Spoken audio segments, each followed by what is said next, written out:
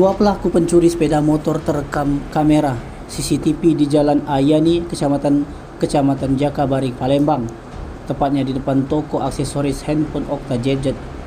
Sepeda motor tersebut merupakan milik korban Dimas Putra Riandika, warga Jalan Kapten Aripai, Kelurahan 26 Ilir, Kecamatan Bukit Kecil, Palembang. Atas kejadian itu, korban membuat laporan ke SPKT Polrestabes Palembang. Usai membuat laporan polisi, korban mengatakan kejadian bermula ketika dirinya datang ke tempat kejadian untuk membeli anti gores handphone yang memarkirkan sepeda motor di depan toko. Namun terlebih dulu korban mengambil uang dan handphone yang diteletakkan di bawah jok motor.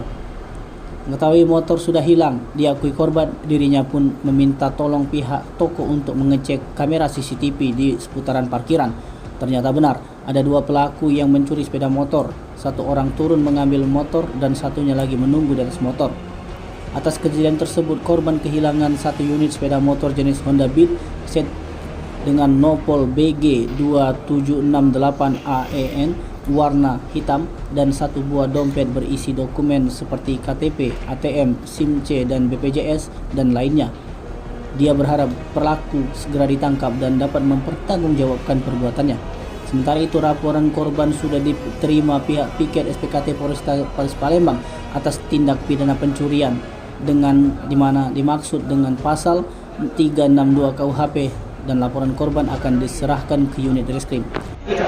Aku tuh ke toko aksesoris gadget KF, pasang aksesoris HP lah. Setelah dari situ masuklah ke dalam itu, ambil HP. Sudah itu pasang keluar dari toko. Lagi ya. Motor ada lagi? Iya, langsung aku lapor ke situ, di CCTV. Parkir di mana tuh? Parkir di toko ini, Okta Gadget. Itu ada kunci tamban motor? Hah? Kunci tamban ada? Ini kuncinya. Oh, dikunci? Kuncinya tuh ketinggalan di situ. Oh, kunci tinggal. Kelupaan. Motor apa yang hilang? Honda Beat Street. Katanya terekam CCTV ya? Ayo.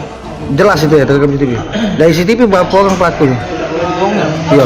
Dulu. Dua ya? Suka baju hitam, suka baju putih. Siapa nama dek? Dimas Putra Riandika. Dari Butan Sum, Selab TV melaporkan.